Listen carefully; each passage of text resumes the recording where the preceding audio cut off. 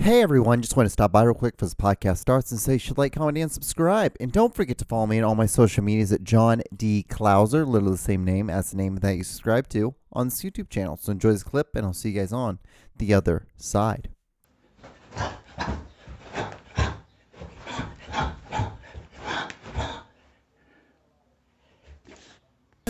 Welcome to The John Show with your host, John Doogie Klauser.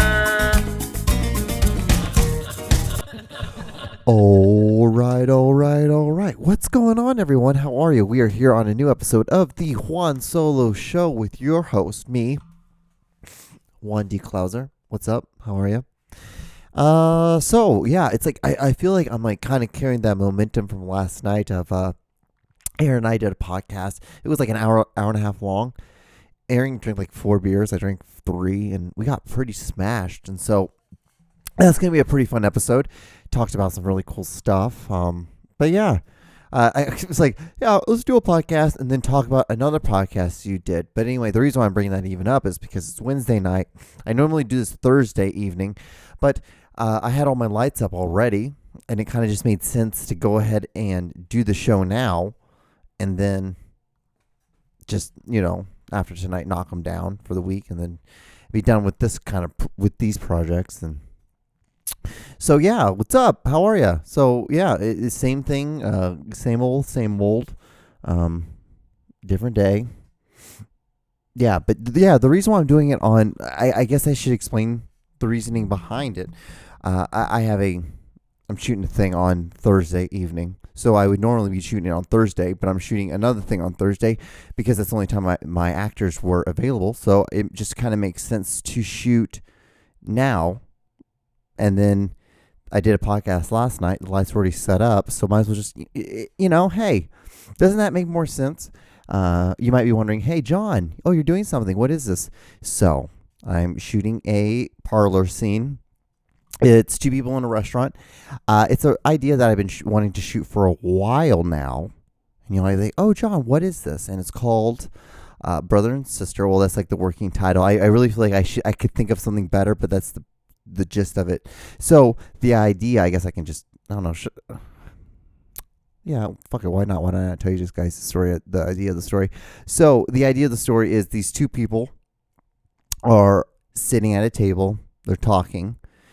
It all starts off with like a master shot outside, and there's like a voiceover. It's like, so like you grew up where? And it's like, and then the person's like, the other person, the girl is like, yeah, I grew up in Miami. It was really fun. Like, my dad was a doctor. My mom was a lawyer. Pretty easy. Like, it's just kind of like, it goes on like this. And like these 2 people are just talking to each other. Blah, blah, blah, blah, blah, blah, blah. The longer it keeps going, the more you realize that these 2 people are actually like brother and sister, and this is the first time that they're meeting.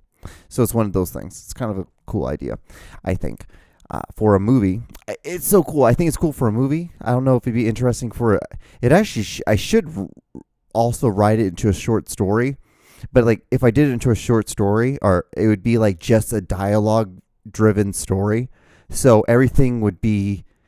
So you'd get like the description of like the area based on like me talking to someone else or the character talking to someone else. So actually, I should write that. Oh, I shouldn't write that down. It's being recorded right now, John. Literally in 2 different forms: video form as well as audio form. But yeah, that's I really should just make a short story of that as well, because that'd be kind of interesting. Because like the only reason why I even thought about that was because I was looking through like short story contests, and one of them was like, do one strictly just on dialogue, right? A 2,000 page story or 2,000 word story with just dialogue, which I would think that'd be really interesting. Think about trying to have to do that. In one sense, I think it would be super easy. And then I'm about to say something completely dumb right now. In the other sense, it's going to be really hard. But in the sense of it'd be easy, is that you can just describe stuff. Be like, yeah, like we're, like, isn't this table in this restaurant that we were sitting at, like down by the street? Like, why did you even pick this place? And it's like, well, the reason why I picked this place, was because the fact that, like, this is where our mother left us when we were 6. And so I thought there would be some sort of nostalgia. Like, do you not remember sitting over there? Like there'd be things like that. Are you talking about that bench over there? The one that has like the chips and the paint on it? Like, see, there's easy ways to make this diet. Like, you could just boom, boom, boom. And that's how you describe it. So like in that sense, it'd be easy because you can just talk it. It's a lot different than trying to think of like spicy ways of writing. Like, so for example, like I have a story where like this girl has wavy hair. So I'm like, she has wavy hair. They'll give you that's so wavy it can make you seasick. See, like that's just like the only reason why I'm doing that is just to give like an imagine like, wow, like no, dude, these, because when you think of someone who has wavy hair and it's like, but when you say like no, like these waves can make you seasick, like because that just be it's just a flamboyant way of expressing what it is, it's describing John Saver. And but when you can do that, that's what you have to do when you're just kind of like adding up. Because like for me, when you write a story, you write description. You're basically writing description, daytime, all that stuff, and you're kind of fluffing it up to get to dialogue between you and this, like the character, and maybe something else, or the character and something, something. And then you're fluffing it up again to like then boom, basically. Because maybe I'm thinking of like how I write in that sense, because you want to build up in description to lead to like the big point, then move to a new point, and you fluff it up a bit, like just give it a description of like where you're at, like the location, time. This is what I do. I literally like go by this kind of checklist. So location, time, like people who are involved in like the room or the situation, what the room is it indoor, outdoor? And what's the point of like, why is it pushing the story along? Like, how is this in this point right here going to push the story along? And if you go by like basically like four different like keys, and then you can just like write, and then like it's boom, boom, boom, boom. If you get those 4, then you go back again. You could possibly get like 3 of each off that, and then like then you have what, like 4, 4, 8, 9, 10, like 4, 5, 6, 7, then what, like 10, like 13, then like you get like 15 sentences. You could easily get like 15 sentences, boom, if you just like break it down like that. Super easy for me. Like that, to me, that's what makes it easier, writing like that and breaking it down to those sentences. And I do that for every paragraph. And then you just, at that point, you can just kind of you just write, because you've already had the blueprint's there, and then that's it. It's just like, you just figure out like, time, location, what the character wants, and why it's like pushing it. Why is this point right now pushing it to there? And like actually that last one, you don't even really need to worry about that until you're actually editing. And then that's when you can just add stuff or take things out. Because when at least for me, I can only talk for myself.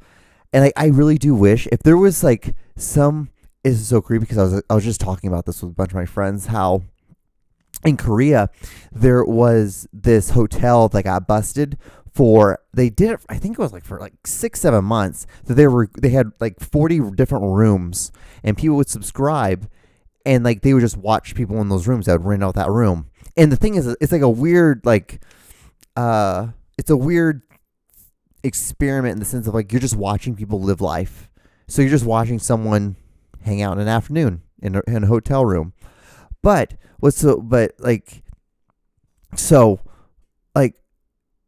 I don't even remember where I was going with this. Tell you the truth, guys. But yeah, hold on. But yeah, so like you oh, I remember now. But yeah, if I could do that, but do it for people who are writing and like the style, or like how they're figuring out how to write. It's so funny. I just need to have a drink of beer. And like if I could like sit and watch how someone writes, and like not have them know that I'm there, but not in a creepy way, but just to see like their process of like, okay, because for me, I'll sit down, I'll have like the idea of like what I want to write in a rough sense, right? I'll have like an outline of it. So then I will just literally just sit there, and I will just like boom, just like bang out like a sentence. And I'm like, okay. And I'll just bang out another sentence and another sentence and another sentence. And like the key thing is to not think at all. Because if you think, because then you're going to want to start putting the third sentence that you wrote, you want to connect it with the fourth sentence, which like you're supposed to do in a story. But right now you're not trying to write a story. You're just trying to write down ideas. And then hopefully like one of these will hit, because sometimes you'll be sitting there and you're like, boom, boom, boom. All right. And I'll kind of sit there for a second. All right. Boom, boom, boom, boom, boom. Okay. And then I'll be like, okay, does a semicolon work in this sentence? So I'll Google how to use a semicolon when writing a story. You do that. And I'm like, oh, okay, it works. And I'm like, do, semicolon, do, period. I'm like, huh, that's kind of interesting. Let's go back to that. Let's go back to the idea. Like, do. Ellipses, like period, ellipses, You're like, do. And just like, it's like, boom. And you're just like, you're off. And like, then like next thing you know, you've written your 300 words for the day. And then the next day you go back to it and you're able to like scoop it up and like look at it and be like, okay, this is interesting. This is definitely how this can work. I can figure out a way of making this work in a weird way. And then that's like the fun thing. Like, because for me, like there's a moment between like day 10 and day like 13. And I'm just using retrospect because it depends on how much you edit. But I'm just saying like for me, where like you're like, oh, boom. Oh, damn. And it's scary too, because you think, you're like, if I would have not edited today, if I would have been like, you know what, fuck it, I'm just going to do some other shit instead of this, it's the thing that should scare you every day and make you want to write or make you want to do that thing that you want to do, because you might miss out on that beautiful thing of what's awesome about like the art that you make. Because like there's sometimes I'm like, dude, I can't believe I thought about that. But the only reason I thought about it was because probably it could have been easily all of the weird things that happened throughout the whole day that added up to the moment of those hour and a half that I sat there and I wrote. Boom. It's so crazy to do it like that. But then but like what I said, you just like you write down, you get those four things and then boom. And you do that with every paragraph. And then even if you write it and then you're like, okay, story is done. You might take paragraph 4, put it where paragraph 6 is. Put 6 ends up being like where the story ends. Because what I like doing is like ending it in like a weird way. Because like the story that I have to, I have one that has to go out by the end of this month. And how I just end it in it's basically like a hat on the hat. So there's a moment in the time in the story where the character was, he was like, hey, he had a dream, and then on the dream, he saw like somebody, and someone was on another raft, and then they could like, no matter what he did, he could never get in. Like he was just barely always out of reach, and then eventually they floated apart. And then, they're just small little speck far, far away. And then in the story, at the very end of the story, like there's a metaphor of like how he brings that back up of what she's I guess what she's doing. It's a love story in a sense of the girl is leaving the guy and it's like boom. And it's like kind of like the same little like boom, boom, boom. And it's like a little hat on the hat. And it kind of it's a callback. But it's also a hat on the hat because it's able to use the same the reason why it counts as a hat on the hat as well as like a callback. Callback is just because it's bringing up the same structure. And then the hat on the hat is because it is using literally the same wording twice. And like that, that really hurt my fucking elbow. I've had so much pain right here. It's like a tennis elbow, which I almost feel like is if I'm like going like this and it's hurting, or it's like a little tender, it's probably more like that'd be like a tendon, or like tendon. But the thing is, like I fucked this elbow up in football, and like every once in a while, like if I hit it wrong, even when I played football, like if I would tackle someone and like they landed on my arm weird, my whole arm would go like it would go numb and it would just tingle.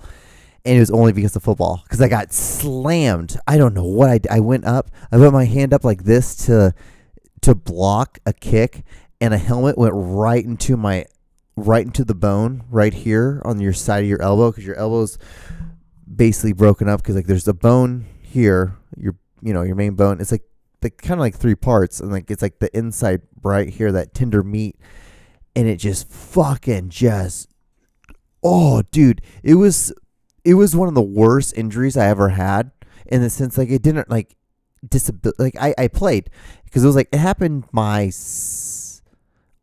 was either sixth or seventh grade year, because it was like my second or third year in football, and it was like fuck. It was an injury that stayed with me all throughout my career. It was insane, because like even like now, like it even like the bone is even, it's shaped different because it got fucked, because the bone got hit, and then the nerve, I think that it just moved it, and then it was just like, oh, one of the worst ones. Like I've torn ACLs, meniscus, like tendons in my hand, like all that shit, and like that was probably the worst pain out of all of it, because it was like just a steady pain. That one, or when I broke my pinky, like fourth game of the year. It was really fucking stupid. Like I it was incredibly dumb. The play was pretty much over. Everyone had jumped. It was my sophomore year of high school. The play was already over. They kind of like stood up, and like everything kind of stopped. So it was like there was like two guys that stopped the running back, and I just came up and I just jumped on top, and we all kind of just fell over. And I don't know, somewhere in the process of doing that, I got up and my pinky was pointing that way, and I was like, well, okay, because even like now you can see like it doesn't, like that's as best as it can go. Like it's just, that's how it stayed, and it's like it's crooked, there's a crook in it, but I'll do this like it's like nothing. I fucked my hands way up real hard. Now this is a crazy story, though. My left hand, that was insane. But I guess we have time. We can fucking talk about it. I don't think I've ever fucking told this story. I don't think I've ever even like told it at all, or even like, like how do you feel like after, like I don't think I've even like remotely even like talked about it one bit. So senior year, my high school year, my senior year, my senior year of high school, going into my year. So it was it. I'm like, okay, John, what we need to do, we need to have a great season this season. You can do it. Like you've had great seasons your past 2 years. Like because I started playing, I lettered as a freshman on special teams as a freshman. Played a lot of running back in like third, fourth quarter, because I was a second string running back on varsity as a freshman. So it's still pretty good, but I wasn't just like, because any other sense, like, it'd be, oh, you're like, you're the second guy up. Like, yeah, but there was how we played. We ran a West Coast offense, so the running back never ran the ball except like once or twice. And like the only reason why you'd run it a lot is if like we would find like holes in the defense and our weaknesses. And so if there was a lot, like, okay, boom, boom, boom. So then there would be a reason for me to be running a lot. But we never got that until third, fourth quarter, when we were beating the team by like 40, 50 points. So at that point, like, it's like, yeah, might as well put the fucking freshman in and let him like rush for like 112 yards. And, like, it was so crazy. It was awesome. Like, I will never, that was one of the greatest things. Cause like, you're a freshman and you're playing with these linemen. These linemen are the varsity linemen. And they're like, all right, they literally told me, they're like, okay, John, just follow us. And, we'll lead you to pay dirt. I'm like, okay, all right. And I remember the very first thing is like a 24 dive on two. And then we slapped. I'm like, oh my God. I had never been more fucking nervous in my entire fucking life. Because it was like, I started playing football in the 5th grade.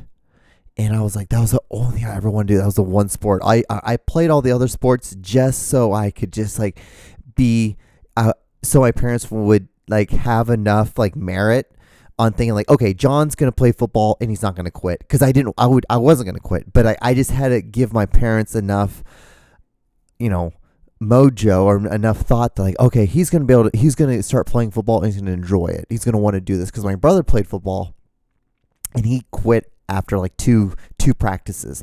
And like I remember during practice, like during 5th grade year, and like there were so many kids that came out that they had to there was I think 115 kids, and there was you could only have, what the fuck, what was it, you could only have 20 kids on the team or something like that. Maybe I almost stated that. No, because you can have like 40 kids or something, because like you only played one position.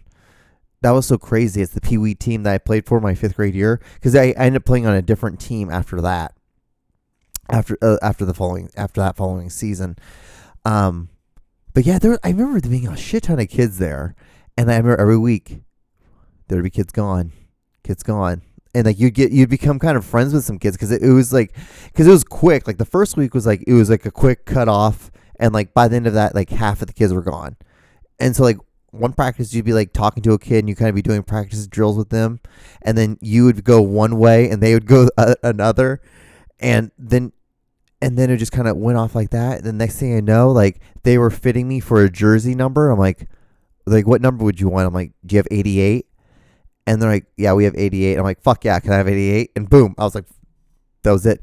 And because I wanted 88 because I wanted Tony Gonzalez, because he was at that time the only like Latino, like Hispanic football player that because Gonzalez, and he played for the Chiefs, and I was like, fuck yeah, dude, I want 88. I'm like, I have to get 88. And then my practice number was 58 for Derek Thomas, because I love Derek Thomas as well. I think Derek Thomas, that was one of the most saddest stories, like because Derek Thomas and I have the same birthday. Mine is my adoptive birthday, but and then he died on Christmas Eve, I believe, because he got in a car accident. I know he got in a car accident and he got paralyzed, and he died a couple weeks later. But it was like, and I almost want to think that like, I think because Derek Thomas was such a fucking beast in athletic, that it was one of those things where he just, that it kind of, I think it probably just kind of killed him. That's what killed him, was the fact that he knew that he was never going to be able to fucking walk or do shit again. And he was one of the leading, I think, does he have the most sacks in a season at one time? He had the most tackles. I know he's in the Chiefs Ring Hall of Fame. But anyway, so back to like my senior year of high school. And so I think I have to go in this year. I have to at least get all conference. If I don't get first team all conference at least, then I know that like, I'm not gonna get a decent scholarship someplace. And I already came into the mindset of knowing that like that I was gonna have to go a small school, so either JUCO or like any IA or Division III, and because that's where I was looking at. Those were the schools that were like, I have a fucking shoebox full, which is still one of the most humbling things in the world from where I come from. I came from like a kid in an orphanage to my senior year of high school, and having a shoebox full, like even though it was like bullshit schools, just like, small NAIA schools, Division III schools, JUCO schools were like, hey, you want to come at least like try out and like maybe walk on. And I'm like, to even get like these ladders and like to be like, hey, or being like, if you score like this on your ACT, then like you can come here, you'll get a scholarship and you'll get a chance to play on the team. You'll get a spot. Those kind of things. It's a really humbling experience. And then even going to like these, I went up to Sioux Falls, which is where I fell in love with and is where I really wanted to go. I went up and I saw the campus. I was like, dude, this is awesome. The fact that I was even able to do this, because they're like, yeah, come. They're like, we want you to go because we saw your skills and we want you to come and check out our facilities and possibly play for us. Like that's fucking cool as shit, no matter what level it is, because it's hard to do no matter what level. And so it was just like, I have to. The only goal is to get fucking all conference. If I get all conference, and I've at least shown myself that I'm like I can at least handle the next level in any sense. That was the thing. I'm like, yeah, you got to be able to do this if you want to do the next step. You got to do at least this.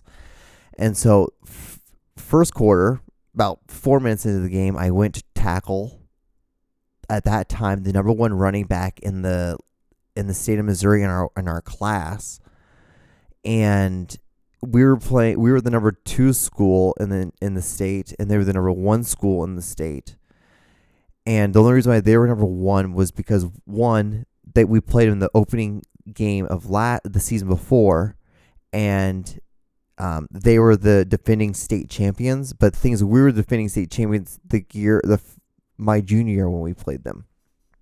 So that's the reason why it was like a kind of a big rivalry thing. But we never beat them. They were good because they went on a fucking streak. Oric went on a streak and won a bunch of Class 1A state championships. And like there's them and then Hamilton. Like my school's only won twice. We've won a bunch of district championships, but that doesn't mean shit. I never won a conference championship because it was so crazy because our conference was one of the hardest conferences in the state of Missouri. But what was so interesting about it was the fact that like we played a bunch of bullshit. Like we had a bunch of bullshit people in our conference. Even like because there's 7 different classes? Yeah, 7 different classes. So there's 8-man to 1 to 6A. 1A is technically the smallest of the 8-man of the 11-man roster versus just a straight like 8-man. I don't even know if that even technically counts, but in the state of Missouri there would be 7 different classes of football. So, but like the thing is, like unlike like Texas, even though you're a 1A school, you could still play a 6A school and play them if you want to. But the highest we ever went was, and I don't even know why, because we were a powerhouse and won during the time that I was in school. Humble brag. But we had, in our conference, we had a bunch of 1A schools, which was our district. We just destroyed every year because we had everyone else was 2A or 3A. So we had a 3A school in our fucking conference, and so they wiped our fucking asses every year. That like the year that we won state, we had 1 loss. It was against them, and it was like we lost to them by a touchdown.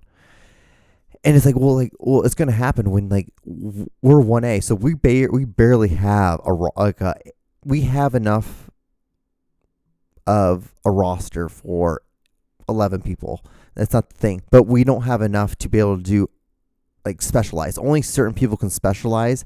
My senior year, I knew that it was a lot smarter for me instead of playing both sides of the ball. Like it was so funny. Even a couple of my friends were like, "You're such a fucking pussy. You only play one side." But the reason why I did that was because I have to get a scholarship. Like you've already gotten your scholarship. You've committed to your Division I school. Like I haven't gotten mine yet. Like I've gotten some bullshit looks and I've gotten some camps, and like they're kind of like, well, like we'll see how you do your senior year before we offer you anything. So like I'm like, if I'm gonna get a fucking scholarship, like I have to specialize in just one position, and I have to just focus on that, and which I did, and then I finished overall 3rd in tackles, and then I was 1st in sacks. So like it worked. It kind of made me mad because I'm like, fuck, if I would have done that for my freshman year, I would have been way better. All right, well that's the bell, and so I have about 30 seconds left before this camera runs out. Sorry I have to cut it short, guys, but I'll talk to you guys on the next episode. Have fun, drink a beer. All right, be safe.